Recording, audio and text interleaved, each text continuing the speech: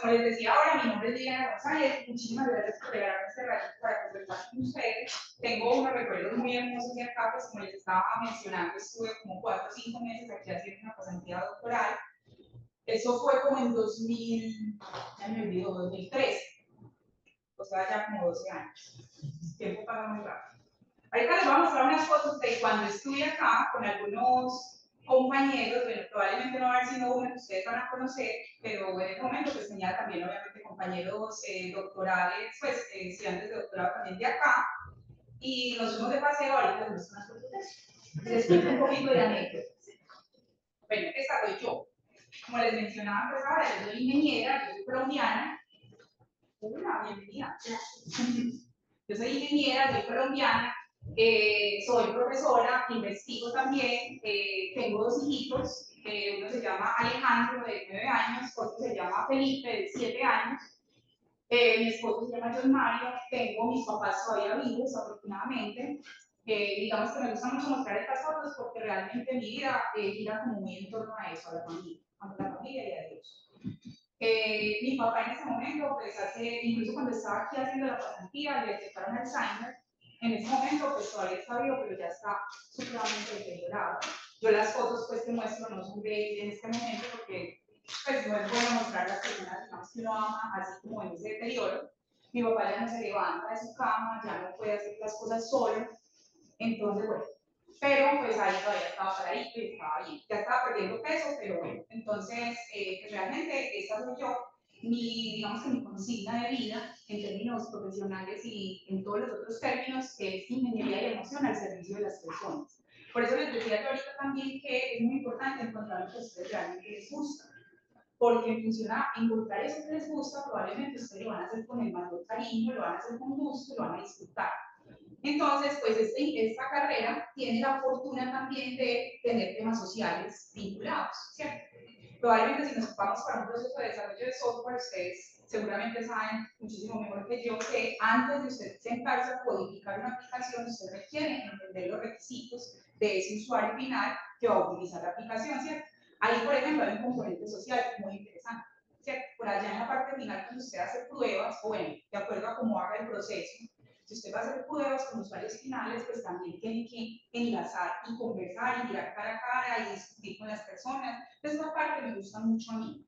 Y me gusta también mucho vincular la tecnología a temas sociales. O sea, me gusta hacer tecnología, pero para tratar de resolver necesidades de personas que de pronto no son, digamos, tan tenidas en cuenta en la sociedad. Por ejemplo, las personas con discapacidad. Entonces, hace unos años vengo trabajando solamente, digamos, en tecnología, pero para población con discapacidad.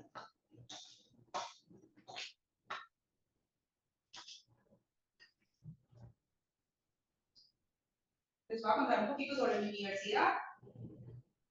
Yo sé que de pronto no es pues el destino ni turístico ni académico que ustedes probablemente van a pensar en este momento, porque pues Colombia en este momento tiene unos temas de seguridad fuertes.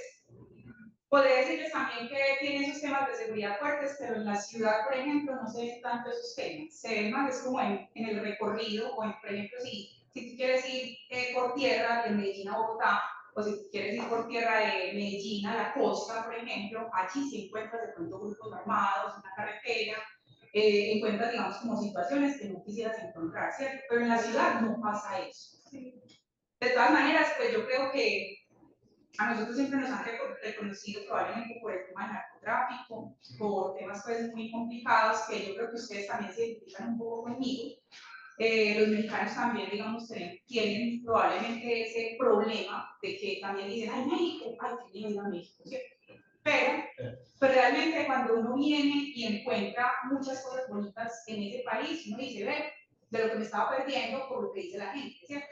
Me acuerdo mucho que hace 13 años que iba a venir acá, dije que iba a estar en Ensenada y que Ensenada era cerca de Tijuana. Ay, pero me dijeron de todo. Me dijeron, ¿qué se va a ir para allá? ¿Cómo se le ocurre? ¿Pero qué pasa? No, allá cuelgan a las personas de muertas en los cables, los exhiben, y no, me dieron un montón de cosas, y yo dije, ay, pues Dios mío, ¿dónde me voy a meter yo? Bueno, y yo dije, no, pues ya está. Yo como conseguí digamos, la forma de venir acá, yo la conseguí con una beca. Entonces ahí también va un primer consejo para ustedes. El proceso de formación, usted también lo puede tomar como usted quiera. Lo puede tomar como simplemente hacer los cursos y hacer su tesis, o lo puede tomar también como una experiencia con otras cosas adicionales. Por ejemplo, bueno, en mi universidad me exigían esa pasantía internacional, ¿cierto? Entonces, digamos que de alguna manera era una obligación, ¿cierto? Ya en este momento, por temas también de costo, no lo obligan. No sé si a ustedes los obligan a hacer pasantías internacionales, ¿cierto? Pero así no los obliguen. Es una experiencia hermosísima que no se puede entender. Y entonces ustedes me dirán, es que no tengo dinero para hacerlo. Es que yo tampoco tenía dinero. Entonces, ¿qué fue lo que hice? Empezar a buscar becas. Yo, por ejemplo, vine aquí con una beca que se llama la beca Sapiencia, que es una beca que da el gobierno de Antioquia. Y Antioquia es una de las regiones de Colombia, ¿cierto? Entonces, si ustedes quieren tener esa experiencia, no se limiten porque no tengan plata. Más bien empiecen a buscar la forma de poder hacerlo. Y yo sé que, por ejemplo, UABC tiene, bueno, yo sé que esto no es un UABC, pero les doy un ejemplo cualquiera de una universidad muy cerca. UABC, por ejemplo, tiene presupuesto para financiar estancias, pues probablemente cortas, pero no importa. O sea, es que si usted está 15 días o un mes en otra parte, ya aprendió cosas. Entonces, busquen, muchachos. No se queden solamente con los cursos y con la tesis y sentados en su cubículo. Hagan cosas que realmente sean relevantes, no para la otra gente, para ustedes. Para ustedes aprender cultura, para aprender de otras personas que saben más. Busquen esas personas que son para ustedes en sus temas de investigación el referente. Ahora, tampoco digan, ay, es que ese personaje de Estados Unidos o de Europa, si yo le escribo, no me va a responder, porque eso normalmente no pasa.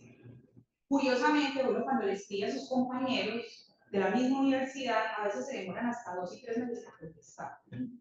Y se mueren de la risa porque ustedes le escriben a una persona en Estados Unidos, a una persona en Europa, que ustedes no conocen, y esas personas que son referentes y son autoridades, esas personas sí responden.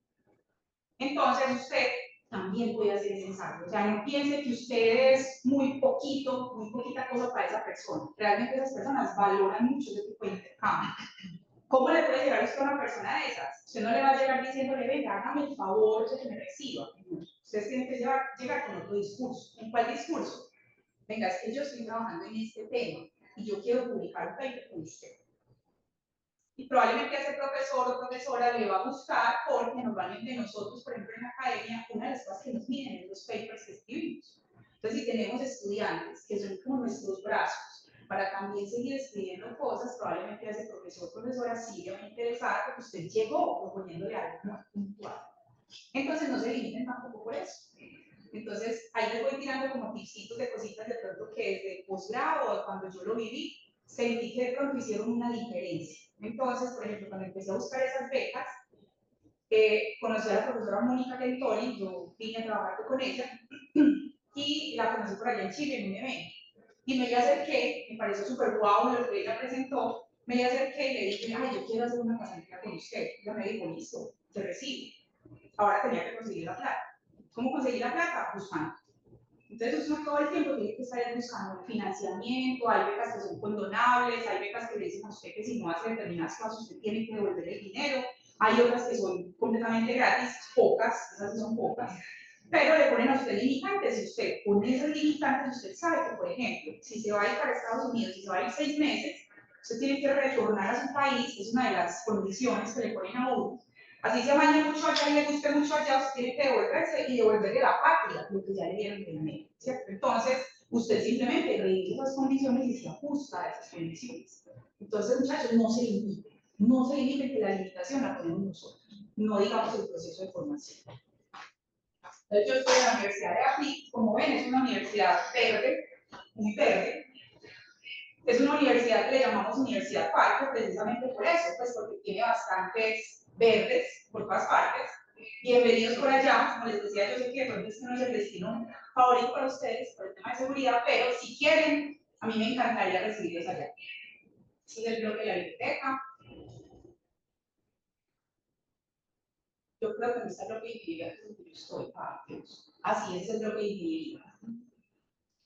Hay una infraestructura muy linda, hay muchas cosas para conocer, es un país hermoso, la verdad. Eso sí, no se vayan entre carreteras, que probablemente les puede pasar porque ya. Bueno, aquí hay unas fotos de cuando yo vine a Ensenada. ¿Quién hay ahí como conocido? El señor que está atrás, ¿cierto?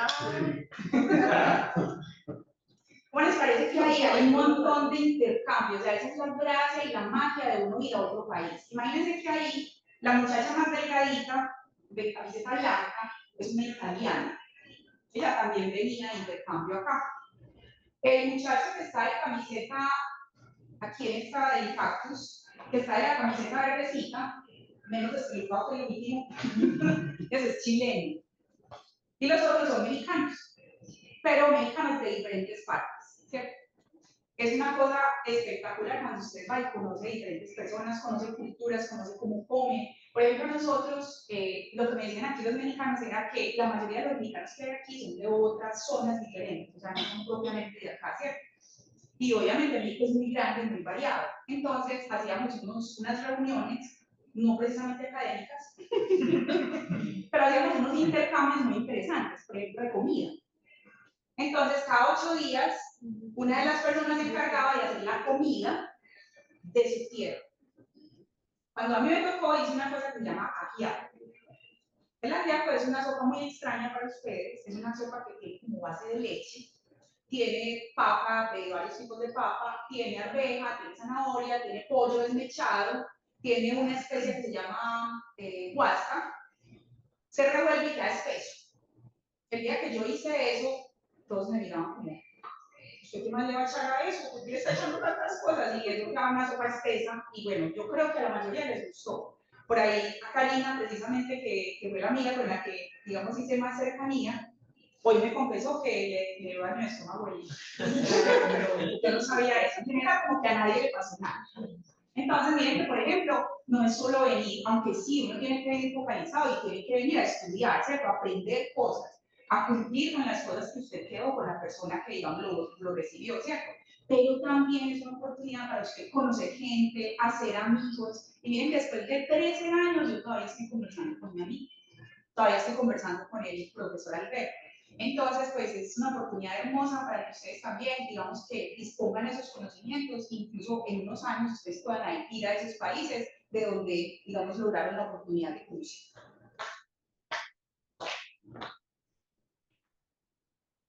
Bueno, ya les he hablado de todo, pero nada de investigación. Entonces ahorita vamos a conversar un poquito de investigación, aunque yo creo que ustedes también están cansados y cansadas de hablar de investigación, porque eso es lo que vienen a hacer acá asistentes, ¿cierto? Pero entonces, para hablar de la investigación, me gustaría mucho que yo voy a conversar de unos proyectos, algunos de los proyectos que de pronto ya terminé o tengo activos, no con mucho detalle, sino como para contarles algunos elementos importantes para que ustedes de pronto los tengan en cuenta. Antes de eso, me gustaría que hagamos algo juntos. Me gustaría que saquen sus celulares y lean este código QR. Vamos entonces a conversar un poquito primero qué es Design Thinking. Les voy a dar un poquito más de contexto para que tengan forma de responder. Listo. Entonces, Design Thinking es una de las tantas formas de hacer productos y servicios. No estamos hablando de Design Thinking como una metodología amarrada solamente al desarrollo de software, porque realmente sirve para otro montón de cosas. Incluso pensamiento, bueno, justamente el Design Thinking salió realmente de los diseñadores de productos, de las cosas tangibles, de las sillas, de las mesas, de eso, de esas cosas, salió, no sé, listo, pero yo doy más contexto y me dicen qué es. Entonces, Design Thinking es una metodología que sirve para conectar las necesidades del usuario. Y como parte entonces de la metodología, hay unas fases muy importantes donde usted estudia detalladamente el comportamiento de ese usuario. Y lo debe hacer antes de poderse a codificar, antes de poder construir una arquitectura de un software. Lo debe hacer necesariamente. ¿Listo?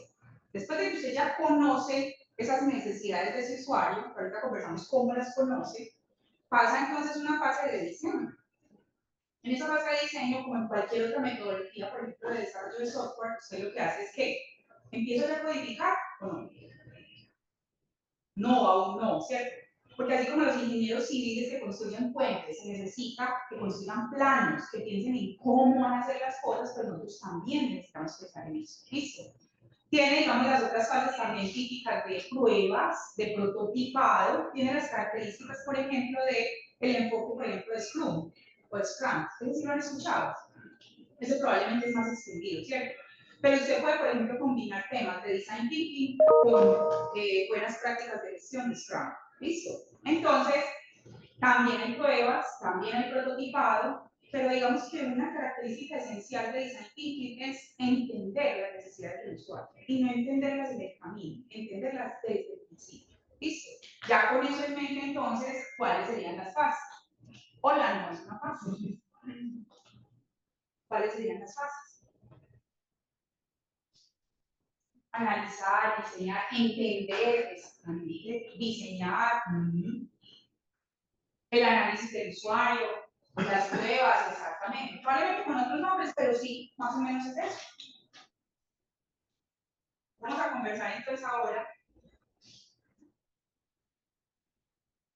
sobre realmente entonces qué dice Design Thinking. Ay, perdón. Design Thinking básicamente tiene esas fases. Tiene la fase de empatía. Dentro de la fase de empatía usted lo que hace es empatizar con ese usuario, ponerse en los zapatos de ese usuario. ¿Qué técnicas piensan ustedes que le podrían utilizar si usted necesita ponerse en los zapatos de un usuario final? Háblenme de técnicas para captura de información. Entrevistas, observación. Observación, la observación es fundamental en Design Thinking, ¿cierto? Y la observación muy detallada, o sea, casi usted volverse un detective para el usuario final. ¿Listo? En esa fase de empatía, por ejemplo, se utilizan elementos como los mapas de empatía. No sé si los han escuchado por allí. Los mapas de empatía sirven también entonces para ir diciendo cuáles son los dolores de ese usuario, cuáles son sus frustraciones cuando, digamos, va a hacer determinada tarea y yo le voy a ayudar a mejorar la calidad y cómo hace esa tarea a través de una aplicación en un sistema, ¿cierto? Luego de que yo empatizo y entiendo a ese usuario, paso entonces a definir una serie de elementos y allí se toca un tema que son los puntos de vista.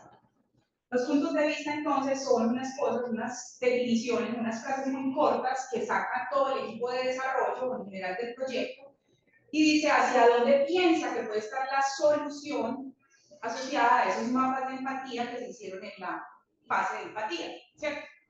Y después de eso empiezan a generar un montón de ideas locas. Pueden ser locas, pueden ser no tan locas, pueden ser viables. Allí no se piensa en viabilidad, se piensa en cualquier cosa.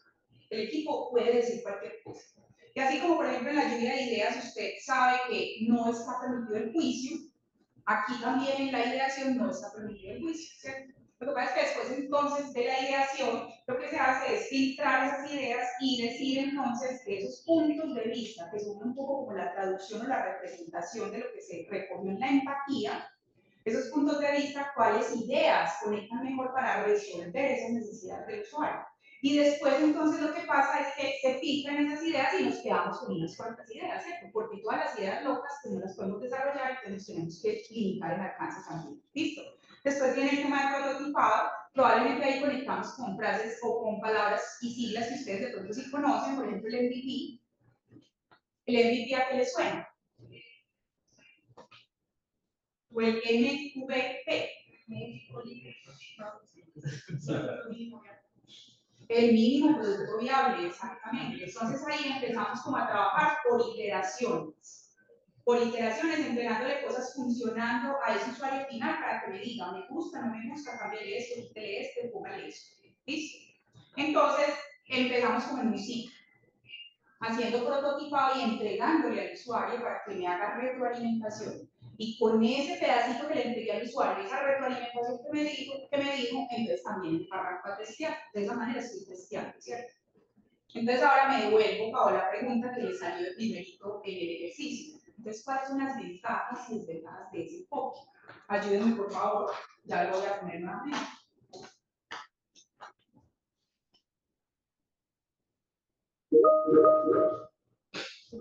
Pensar. Diana J. Listo. ¿Qué más? Ventajas y desventajas de ese enfoque. Es más acertado, ¿cierto? Probablemente si yo involucro al usuario final desde el principio, no voy a llegar al final del desarrollo con una herramienta o con una aplicación que no le funciona y no sirve para resolver las necesidades de ese usuario, ¿cierto? Es muy probable que sea más acertado. Muy bien, ¿qué más? Más tardado. Más tardado. ¿Quién me quiere ampliar un poquito eso de más tardado? ¿Se demora más? A eso se refirieron, se demora más. Eso es relativo. Puede que se demore más y puede que uno diga, mi madre, ¿yo por qué no arranco ya a desarrollar? Porque estoy conversando, hablando bobadas, haciendo un mapa de muñequitos y yo lo que quiero es codificar. Pues realmente cuando usted empieza a codificar de una vez, no sé si les ha pasado, después les toca devolverse un montón de pasos porque eso que ustedes están haciendo no es lo que le está pidiendo el usuario. Y así está muy bonito, muy novedoso, muy relevante, muy actualizado en la tecnología. Eso no es lo que necesita el usuario. Entonces, de pronto más tardado no tanto. Funcional, sí, porque rápidamente yo le entrego productos funcionando a mi usuario final. ¿Para qué? Para que él no me haga retroalimentación sobre muñequitos ni mapas, sino sobre cosas que funcionan. Y que me puede decir, este botón no lo quiero ahí porque no lo entiendo, porque no sé cuál de los dos botones tengo que hacer. Entonces, realmente esa funcionalidad desde rápido sirve mucho para los procesos. Incluso, por ejemplo, en sus temas de investigación, probablemente acá hay un montón de temas de investigación, yo les recomendaría que traten de enfocarse hacia este tema de agilismo. Esto conecta también un agilismo. Entonces, rápidamente empiecen a mostrar cosas de pronto funcionando. Yo sé que las tesis de maestría y las de doctorado no son para desarrollo de software, ¿cierto? Pero probablemente yo como parte, digamos, de la validación que tengo que hacer de todo lo que estoy haciendo en mi trabajo, pues yo tengo que mostrar algo que funcione y lo tengo que probar también, ¿cierto? Entonces sería chévere que ustedes rápidamente puedan tener algo funcionando para poder empezar a probarlo también. Y darse cuenta si las hipótesis que ustedes están pensando y manejando sirven o no sirven y hay que cambiarlas, ¿cierto? Porque qué triste que usted lleve 3, 4 años de trabajo en su doctorado, porque también les tendré que decir que los doctorados normalmente son de 3, 4 años y uno termina haciendo doctorados de 6, 7 años. Eso es normal, no sería lo ideal, pero normalmente pasa. Y qué triste que usted lleve 5 años de hacer su trabajo y cuando ya entregue algo, digamos, como que concreta todo lo que usted ha hecho, ese avance en el conocimiento, y esas personas que le están evaluando le digan, es posible. Muy triste, ¿no? Entonces usted rápidamente define este tipo de cosas, entonces rápidamente va a poder reorientar si está reorientado. Pues entonces, ¿por qué conecté con esta metodología? Porque realmente todos los proyectos que yo hago de investigación asociados a tecnología y discapacidad los hago utilizando este tipo de enfoques, muy centrados en el usuario. Además, porque la población con discapacidad es una población con unas características y necesidades muy especiales. Yo no puedo decir que a una persona que estoy fabricando una aplicación y tiene discapacidad visual, a esa persona le sirve la misma aplicación que yo le voy a fabricar para una persona con discapacidad auditiva, por ejemplo. Son completamente diferentes las necesidades. Entonces yo necesito desde el principio estar conversando con esos usuarios finales para que me digan realmente qué es lo que necesitan. Y yo no puedo suponer nada. ¿Eso ya lo hicimos? Yo quisiera que ustedes a partir de ahora hagan el ejercicio, por ejemplo, de imaginar cuando vayan caminando por allí, si por ejemplo la vía está diseñada para una persona, por ejemplo, usuario de silla de ruedas. Por ejemplo, un camino lleno de huecos, o un camino que no está de pronto como habilitado y que, por ejemplo, atraviesan un carro en todo el andén, o lleno de piedras, o está lleno de piedras. ¿Qué pasa con esos usuarios? Piensen qué pasa con esos usuarios. Para nosotros eso es normal, ¿cierto? Ah, está lleno de piedras, hay un hueco, nos ponemos por un ladito y caminamos, ¿cierto? Pero ellos no, ellos van por el andén. Y si ellos van a bajar del andén hasta acá, ya eso es un trauma para ellos. Es un tema que tienen que manejar y que lo aprenden a manejar además. Caminar sin ver. Imagínense qué es caminar sin ver. Ahorita que ustedes cerraron sus ojos y empezaron a escribir, probablemente ustedes pensaban, Dios, ¿cómo hago para saber a dónde voy a escribir? Y sin embargo, estas personas desafortunadamente son poco tenidas en cuenta y no es ni el gobierno, ni otras personas, ni nosotros los que les facilitamos la vida. Entonces ellos se tienen que adaptar a un medio que es completamente hostil para ellos. Entonces, les quería hacer este ejercicio, bueno, y me gustaría que el compañero, que tú eres usuario de silla de ruedas, ¿cierto? ¿Nos quieres compartir rápidamente, por ejemplo, algunas dificultades que tienes por falta, digamos, como de adaptación de la sociedad en general, el medio, el bloque, la universidad, tu casa, que has tenido de pronto para algunas cosas que tienes que hacer cotidianamente? Pues sí, pues es básicamente todo lo que menciona y es en todos los aspectos, ¿no? Porque, pues no sé si países primermundistas, ¿no? Como dicen, sean diferentes, pues, pero aquí realmente nada está adaptado, entonces, como dice, o sea, desde que llegué a la universidad, o sea, no, los espacios no estaban adaptados.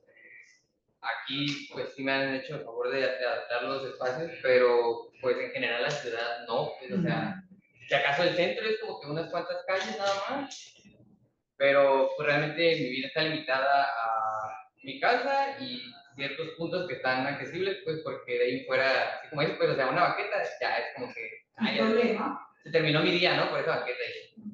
Por ejemplo, si aquí no hubiera de pronto esa rampa, no sé si cumpla con el tema del tiempo de esa rampa, si no hubiera esa rampa y tú, por ejemplo, que quisieras venir por acá, tú no tendrías opción de eso, ¿cierto? Sí. Y lo que dices es que también nos acostumbramos un poco a decir, es que me están haciendo el favor. No, realmente aquí no hay que hacer un favor, es que eso es un derecho que tú tienes.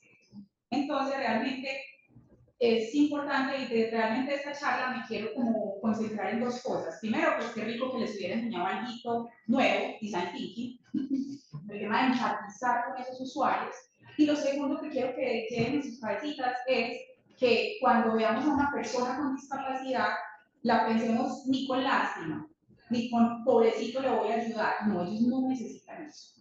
Más bien que luchemos desde nuestro trabajo por hacer cosas que realmente ellos puedan usar. O sea, para nosotros ser, digamos, ese instrumento para viabilizar y hacer adaptables cosas que deberían ser por naturaleza adaptables para todas las personas.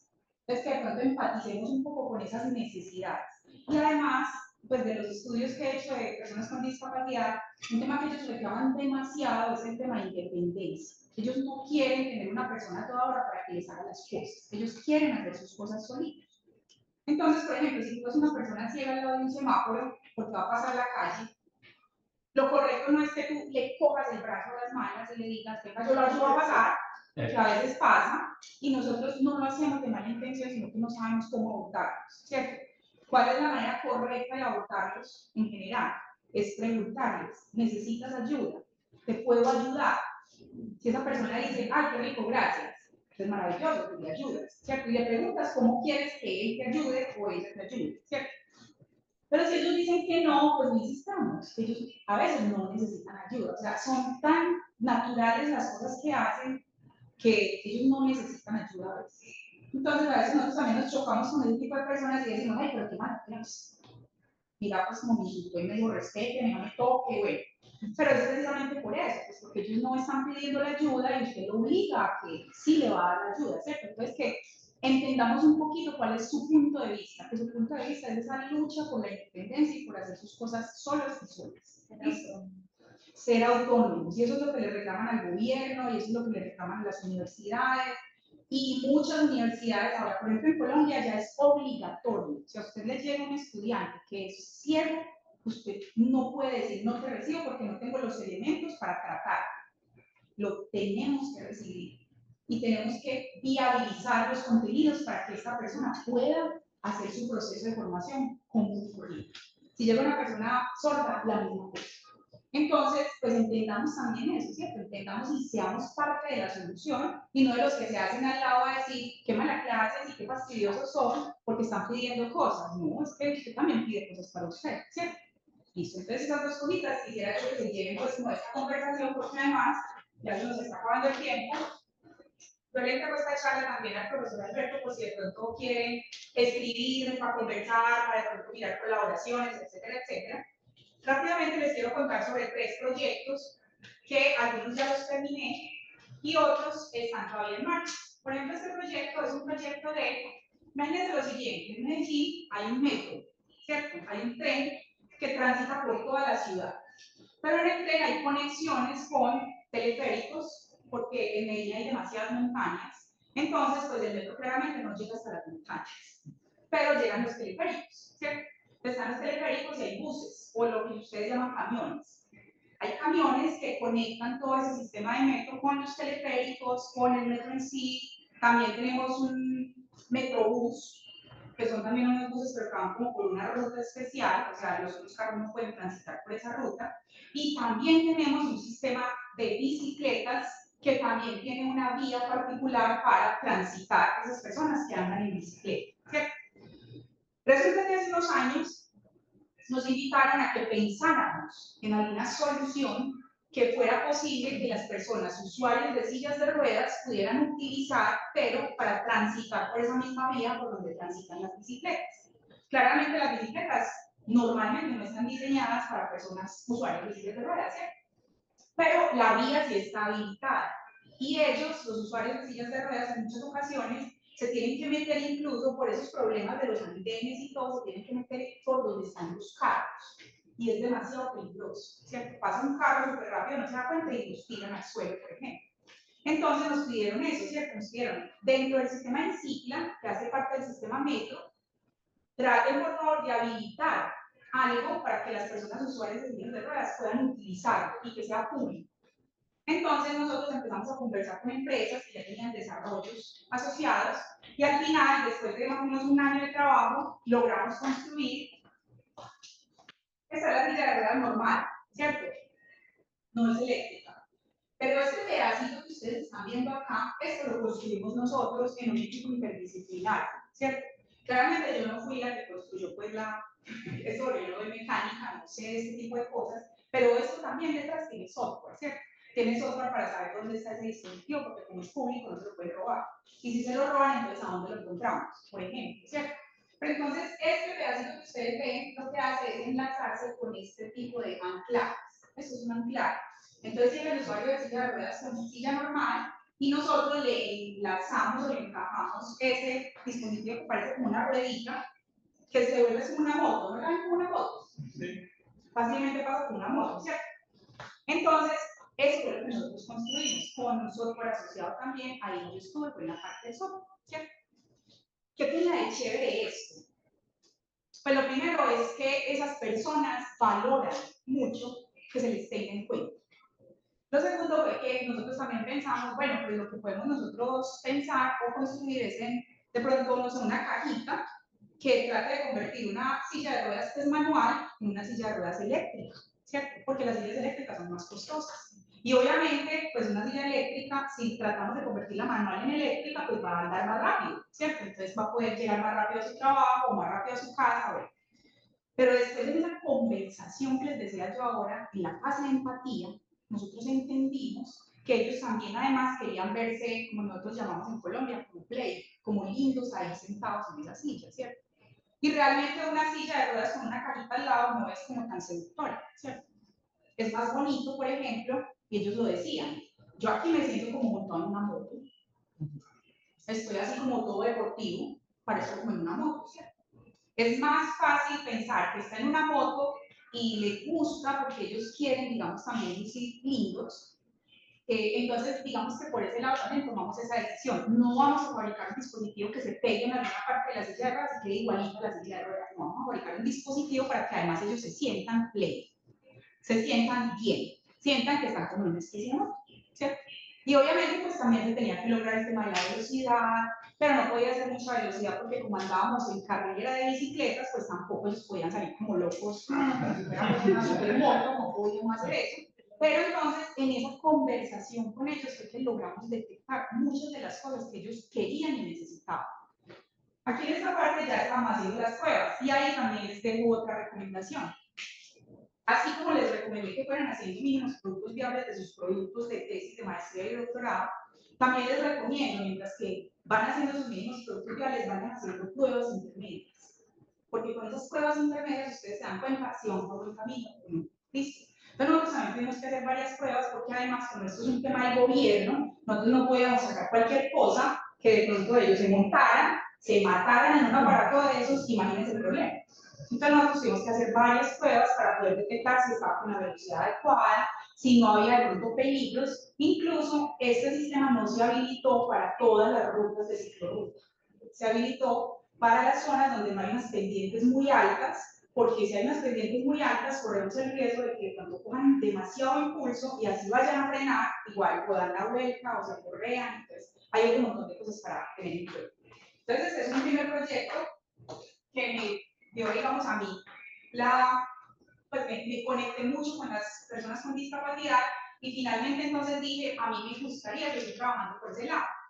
Este es un artículo que publicamos hace un tiempo con la profesora que les menciono que conocí aquí como estudiante doctoral, y básicamente tenía que ver con un LMS. ¿Ustedes saben qué es un LMS? ¿Qué es? Pues es como un plugin de enseñanza, ¿no? Exactamente. ¿A ustedes dónde les ponen contenidos de sus clases? ¿En qué sistema se los ponen? ¿Dónde? Classroom. Ok, listo. Otros utilizan Blackboard, otros utilizan Moodle. Hay un montón, ¿cierto? Nosotros trabajamos en un plugin que tenía que ver con, digamos, facilitar procesos evaluativos, pero para personas ciegas. Y lo hicimos para Moodle. Entonces ensamblábamos con esa plugin a Moodle y ellos, en lugar de, digamos, leer el examen, porque era más difícil para ellos, lo que hacían, el plugin era leerles el examen. Leerles el examen, pero no leer todo lo que se lee en los elementos normales del lector de pantalla, porque el lector de pantalla es la base para las personas ciegas ahora en sus celulares. Ellos interactúan mucho con los celulares, pero lo hacen a través de los lectores de pantalla. Y los lectores de pantalla a veces son muy aburridos porque empiezan a leer todo. El botón tal, si es una página, entonces el HTTP dos puntos de y entonces eso aburre también. Entonces nosotros, por ejemplo, en ese curso chiquito que hicimos, lo que facilitamos era que no dijera lo que él no necesitaba, o sea, él sabía que estaba en la página del examen, entonces no le tenía que leer, por ejemplo, la URL, ¿cierto? No tenía que leer un montón de cosas, entonces nosotros leíamos solamente lo del examen. Tengo otro montón de cosas para contarles, pero yo sé que ya se me agotó el tiempo, entonces, pues, de nuevo, muchísimas gracias por regalarme este rato.